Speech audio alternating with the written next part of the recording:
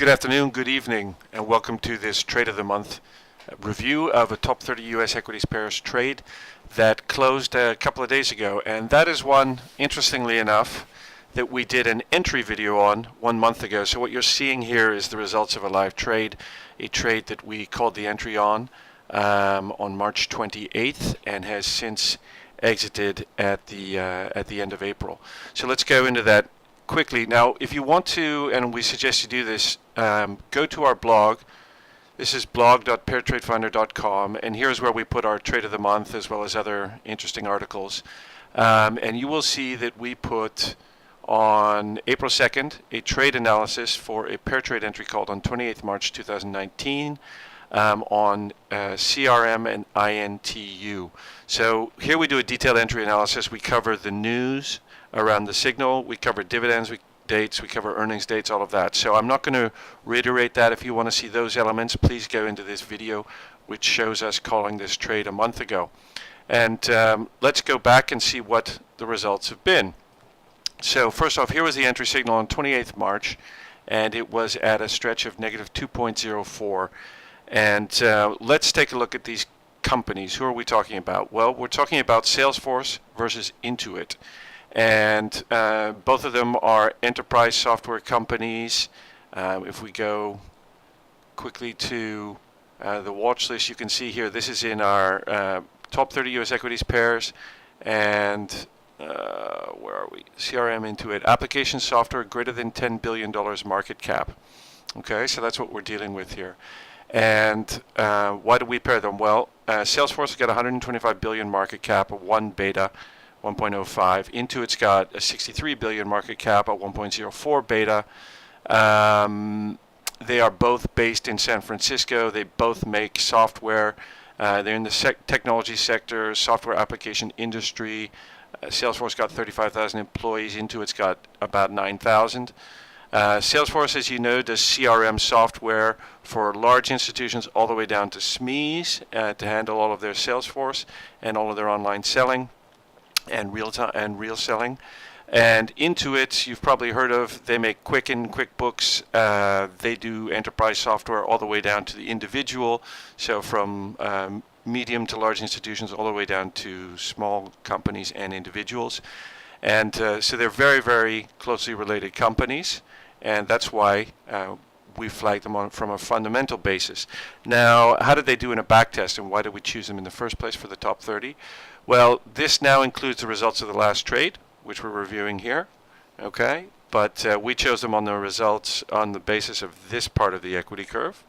And over a 2-year look back, there were 7 trades. You've got a 89% correlation, and very importantly, a 0.97 co-integration. Highly co-integrated pair, and usually a day or two after our trade of the month analysis, we're going to send out a little bit of an educational piece on co-integration and why we think that's very important for you and your trading. But highly co-integrated over those 2 years provided about a 20% compound annual growth rate with only a 5.5% max drawdown, very good reward risk. Most importantly, 100% winning trades, average net profit a trade of about 609. You'll see we did a lot better than that this time.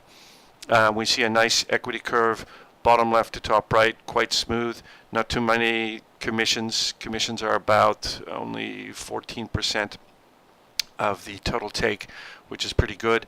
And most importantly, over the 2-year period, if you look at this ratio, it's very stable. And the ratio line is going back and forth over a stable moving average of the ratio. So it shows it's a ranging ratio as opposed to a trending ratio. That's very, very important. Okay, so that's why we chose this pair in the first place. When we get a signal, we also like to look at the stock charts. Well, first off, we look at the relative performance. And here's the relative performance of Salesforce versus Intuit over the last year. And you can see that every time it diverges, it reconverges, diverges, reconverges, diverges, reconverges, diverges, reconverges. So that's the co-integration at play. We want to see that. That's even more important than correlation, which is that we want to see that when they diverge, that they reconverge. And this chart shows that graphically. We just quickly take a look. Let's take off the last month of this, right?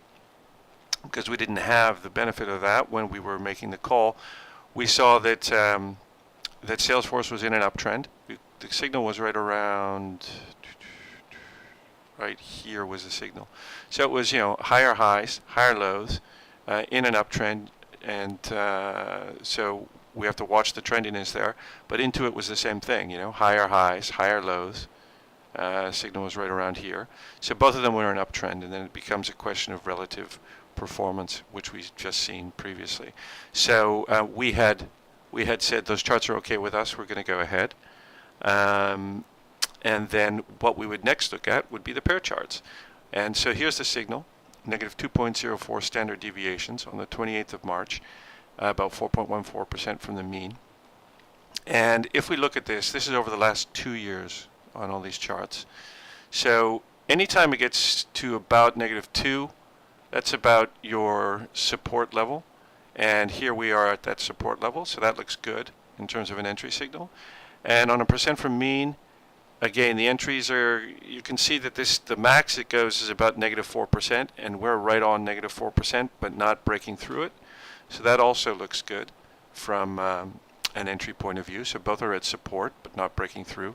If we look at the ratio, this is the most important chart, we see that we're a bit lower than previous minimums. Okay, so is this a breakout? Maybe. You might want to wait and see if it comes back in. But what you see is you've got a very nice flat ratio line over the last 2 years. Now what we would look for here is maybe if we're a little bit uncomfortable that it's a little bit outside, we say, well, is there any divergence, on the RSI over this to show that there might be a turnaround? Because the entry here is at a minimum. I mean, the RSI has been down to below 20, so it's an extreme reading, but however, that can stay there for a long time as something trends. What we want to see is there any kind of divergence, and you can't really see it here because these are really bunched up, but there is divergence.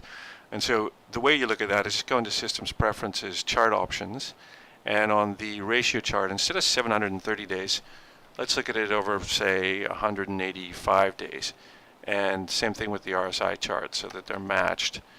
And we can see whether or not we've got the divergence we're looking for. So if we just pull up those pair charts again, now you can see here the entry here is we've got sloping downward on the ratio line, all of this, but yet over this period of time the RSI is sloping upwards. So you've got this big downward slope on the ratio, it's going down, down, down, but the RSI is going up, up, up. That's divergence.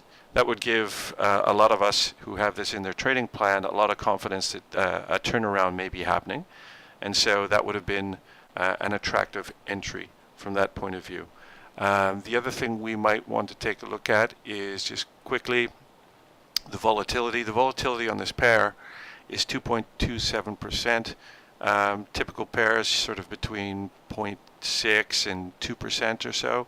Some of them are higher. This is slightly above 2. Not really high enough above 2 that I would recommend. Well, that I would personally change the leg size, but it's getting on the borderline where you might want to think about that. So so that was the signal. What happened? Well, if we go back to our trading signals, we had an exit on this on, where are we? CRM into, on the 29th of April, so 21 trading days later, and we had a net profit of, where are we? 1,023.49. Okay, so it was a very nice trade. And if there's a nice new feature of our latest version of Pro. If you'd missed this signal and it's a day later, you can always go. You can always go straight to resend at market. This pair was not generated by IB. That's why. Okay, sorry. Here it is. This is the same signal. It's a slightly different data feed. So this was done on IB, and the profit is 1,060. Okay, same day, 29th of April. And if you wanted to resend that, you hit it, resend, and it pulls up the trade for you. It shows you where the exit ratio was. It shows you where the current ratio is based on the latest closes. Gives you all of these resized on that basis, and you can just send trades straight to Interactive Brokers, which I'm not going to do. And the reason there was two signals here was one of them is just in a general group and the other one's in the PTF top 30. And on my watch list, it's calling both of them. Okay, so that was the exit signal. It's great. 21 days in the trade, and a net profit of 1,060, and that's on 10,000 a leg. So that's 10.6 on your leg size. It's about 26% on your margin if you're using 2.5 leverage for CFD trading. Anyway, that's CRM versus Into. I hope you enjoyed this analysis. That was a great trade. Made us a lot of money over the last month, and happy trading, everyone.